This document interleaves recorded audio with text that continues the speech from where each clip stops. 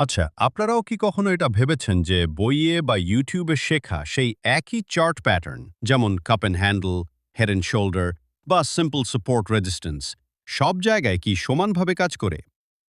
আমরা অনেকেই মনে করি একটা ভালো প্যাটার্ন মানেই বুঝি প্রফিট নিশ্চিত। সে আপনি ইন্ট্রাডে ট্রেড করুন, সুইং ট্রেডিং করুন কিংবা নিফটি ব্যাংক নিফটির অপশন ট্রেডিং করুন না কেন। কিন্তু সত্যি কি তাই?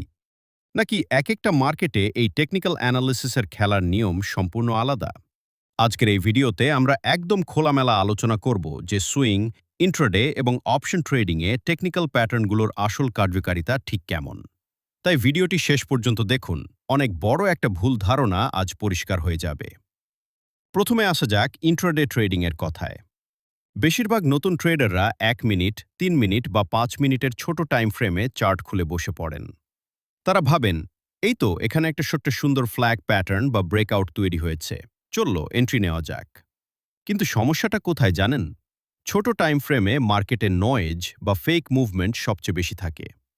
একে আমরা অনেক সময় অপারেটর ট্র্যাপ বা লিকুইডিটি ট্র্যাপ বলে থাকি। ধরুন একটা রেজিস্ট্যান্স লেভেল ব্রেক হলো দেখে আপনি লং পজিশন নিলেন, কিন্তু ঠিক তার পরের মিনিটেই একটা বড় রেড ক্যান্ডেল এসে আপনার স্টপ লস হিট করে দিল। তাহলে ইন্ট্রাডেতে কি টেকনিক্যাল প্যাটার্ন কাজ করে না? অবশ্যই করে, তবে শুধু প্যাটার্ন দেখলেই হয় না। ইন্ট্রাডে ট্রেডিংয়ে সফল হতে গেলে চার্ট প্যাটার্নের পাশাপাশি ভলিউম, মোমেন্টাম, অর্ডার ফ্লো এবং লাইভ মার্কেট সেন্টিমেন্ট খুব নিখুঁতভাবে ট্র্যাক করতে হয়। শুধু চোখ বন্ধ করে প্যাটার্ন ফলো করলে ইন্ট্রাডেতে লস খাওয়ার সম্ভাবনাই বেশি। এবার চলে আসি দ্বিতীয় ক্যাটাগরিতে। সুইং ট্রেডিং, যদি আপনি আমার কাছে জানতে চান যে টেকনিক্যাল অ্যানালিসিস এবং চার্ট প্যাটার্ন সবচেয়ে নির্ভরযোগ্যভাবে কোথায় কাজ করে, তবে আমার উত্তর হবে সুইং ট্রেডিংয়ে। কেন বলুন তো? কারণ সুইং ট্রেডিংয়ে আমরা ছোট টাইম ফ্রেম ছেড়ে ডেইলি বা উইকলি চার্ট ব্যবহার করি। বড় টাইম ফ্রেমে ছোটখাটো ম্যানিপুলেশন বা নয়েজের কোনো জায়গাই থাকে না। সেখানে বড় বড় ইনস্টিটিউশনাল ইনভেস্টর, মিউচুয়াল ফান্ড এবং বড় প্লেয়াররা পজিশন বানায়। ফলে সেখানে ক্লাসিক্যাল চার্ট প্যাটার্নগুলো যেমন double bottom, cup and handle বা স্ট্রং মুভিং অ্যাভারেজ ক্রসওভার অত্যন্ত নিখুঁতভাবে কাজ করে। সুইং ট্রেডিংয়ে আপনার প্রধান অস্ত্র হল পেশেন্স বা ধৈর্য এবং ট্রেন্ড ফলোয়িং মাইন্ডসেট। এখানে এন্ট্রি নেওয়ার পর আপনাকে প্রতি সেকেন্ডে স্ক্রিনের দিকে তাকিয়ে থাকতে হয় না।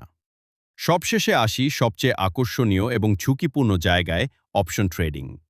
বেশিরভাগ মানুষ স্টক মার্কেটে এসে অপশন ট্রেডিংয়েই সবচেয়ে বেশি টাকা হারান। কেন জানেন? কারণ তারা মনে করেন স্টক বা ইন্ডেক্সের চার্টে একটা সাপোর্ট বা রেজিস্ট্যান্স ব্রেক করলেই কল বা পুট কিনে ফেললে প্রফিট হয়ে যাবে। কিন্তু ভাই, অপশন ট্রেডিং হলো একটা অন্য খেলা। এখানে শুধু টেকনিক্যাল চার্ট বা প্যাটার্ন দেখলে আপনার ক্যাপিটাল জিরো হয়ে যাওয়ার চান্স 90% বেশি। কেন এমন হয়? কারণ অপশনের দাম শুধু আন্ডারলাইং অ্যাসেটের প্রাইস বা চার্টের ওপর নির্ভর করে না। এর পেছনে কাজ করে আরও কিছু মারাত্মক ডেটা। থিটা, আপনি যদি সঠিক দিকেও থাকেন কিন্তু মার্কেট যদি এক জায়গায় অনেকক্ষণ সাইডওয়েজ বা ঠায় দাঁড়িয়ে থাকে, তবে সময়ের সাথে সাথে আপনার অপশনের দাম কমতে কমতে শূন্য হয়ে যাবে। ভোলাটিলিটি, অনেক সময় বড় ব্রেকআউট দেওয়ার পরও ভোলাটিলিটি ড্রপ করার কারণে অপশনের প্রিমিয়াম হু হু করে কমে যায়। Option chain data. Open interest বা পুট কল রেশিও পিসিআর না জানলে শুধু চার্ট দেখে অপশনে ট্রেড করা মানে অন্ধের মতো গাড়ি চালানো। তাই অপশন ট্রেডিংয়ে শুধু টেকনিক্যাল অ্যানালিসিস দিয়ে কাজ চলে না, এর সাথে ডেরিভেটিভস ডেটা এবং রিস্ক ম্যানেজমেন্ট ওপরে সবচেয়ে বেশি জোর দিতে হয়। তাহলে পুরো আলোচনা থেকে আমরা কি বুঝলাম? প্যাটার্ন বা টেকনিক্যাল কনসেপ্টগুলো মৌলিকভাবে সব জায়গায় একই, সে সাপোর্ট হোক, রেজিস্ট্যান্স হোক বা ট্রেন্ড লাইন হোক। কিন্তু তাদের কাজ করার ক্ষমতা এবং এক্সিকিউশন স্টাইল এক এক জায়গায় এক এক রকম। আপনি যদি সুইং ট্রেডিং করেন তবে টেকনিক্যাল প্যাটার্ন আপনার সবচেয়ে বড় বন্ধু হতে পারে। আর যদি আপনি ইন্ট্রাডে বা অপশন ট্রেডিং করতে চান, তবে শুধু প্যাটার্নের ওপর ভরসা করলে চলবে না। সাথে ভলিউম, প্রাইস অ্যাকশন এবং মার্কেট ডেটা বা ডেরিভেটিভসের গভীর জ্ঞান থাকা বাধ্যতামূলক। আজকের ভিডিওটি আপনাদের কেমন লাগলো কমেন্ট করে জানান। কোনো টপিকে পরবর্তী ভিডিও দেখতে চান তাও লিখে জানান। ভিডিওটি ভালো লাগলে লাইক করুন আর চ্যানেলটিকে সাবস্ক্রাইব করতে ভুলবেন না।